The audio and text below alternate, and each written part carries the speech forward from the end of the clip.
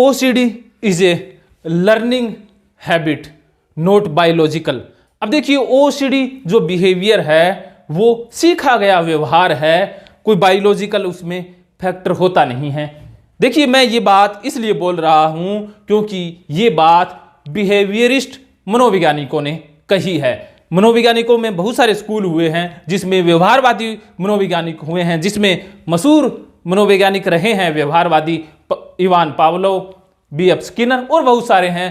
तो इन दो मनोवैज्ञानिकों का जो रोल है इस बिहेवियर थेरेपी और बिहेवियरिस्ट स्कूल में वो अद्भुत है। इन्होंने दो थ्योरीज दी है बिहेवियर के ऊपर कि हम किसी चीज को कैसे सीख लेते हैं, जिसमें पेवलोव ने बताया कि क्लासिकल कंडीशनिंग के द्वारा लर्निंग होती है, BF स्किनर ने बताया कि ऑपरेंट कंडीशनिंग के द्वारा लर्निंग होती है। तो OCD क्लासिकल कंडीशनिंग के द्वारा किया गया एक व्यवहार है। कैसे, आज की इस वीडियो में जान लेते हैं। अगले वीडियो में जानेंगे कि OCD ऑपरेंट कंडीशनिंग के तहत व्यवहार में कैसे आता है।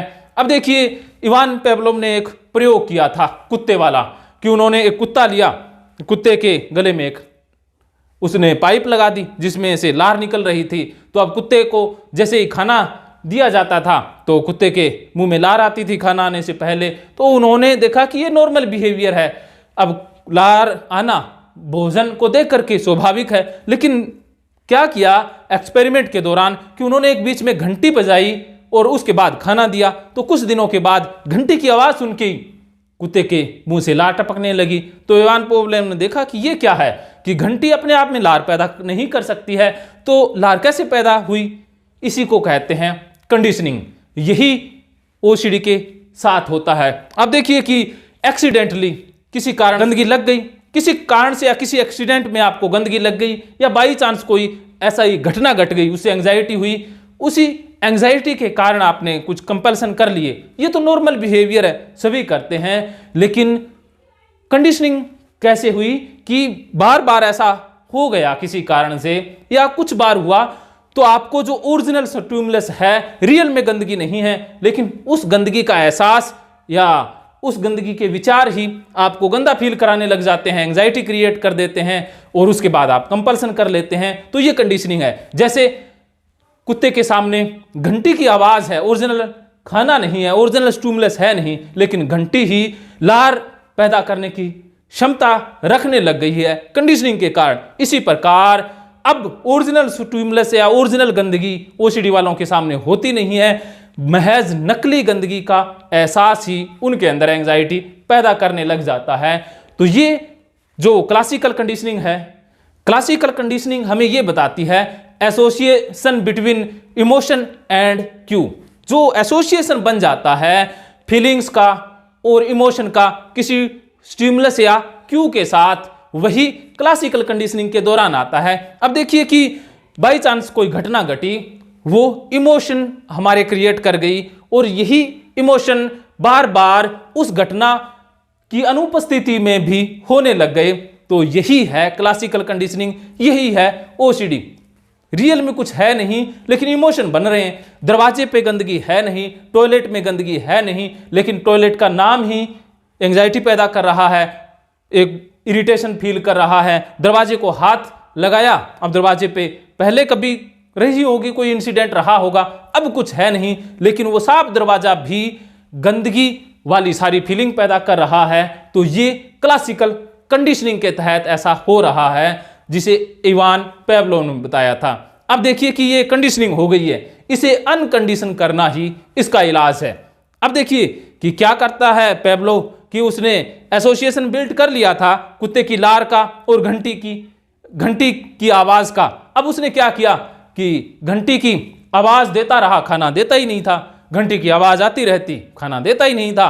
तो कुछ दिनों के बाद, कुछ एक्सपेरिमेंट के बाद देखा कि उस घंटी ने अपना काम करना बंद कर दिया था। अब कुत्ता समझ गया था ये पेवलोव ना पहले खाना देता था घंटी की आवाज पे, अब देता ही नहीं है, तो उसने लार टपकाना बंद कर दिया था। वो जो फेक स्टिमुलस भी ओरिजिनल काम करने लग गया था, वो चला गया था। लेकिन OCD में भी इस तरह की ट्रेनिंग करवानी होती है कि बार बार कुछ ऐसा स्टिमुलस दिया जाता है जिससे एंग्जाइटी पैदा हो रही थी, अब बार बार दिया जाएगा तो एक बार पैदा होगी, फिर लगेगा कि कुछ है तो है नहीं गंदगी, बस उसे गंदगी वहम हो रहा था, तो वो दरवाजे, वो टॉयलेट सीट आपके अंदर एंजाइटी पैदा करना बंद कर देगी।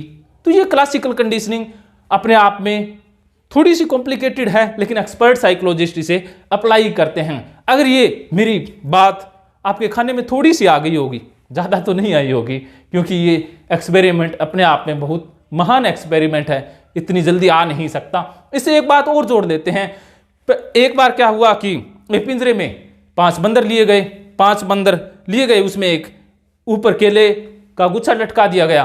अब एक बंदर उछलता है, केले को गुच्छे को पकड़ने की कोशिश करता है, तभी उसके ऊपर पानी के छींटे या बौछारें मारी जाती है, वो नीचे गिर पड़ता है। साथ ही साथ बाकी 4 बंदर हैं, उनको भी पानी की बौछारें दी जाती है। तो कुछ प्रयासों के बाद वो बंदर उछलना बंद कर देता है। उसे लगता है कि अगर केले तक गया तो पानी पड़ेगा। अब उस बंदर को निकाल दिया गया, नया बंदर आ गया।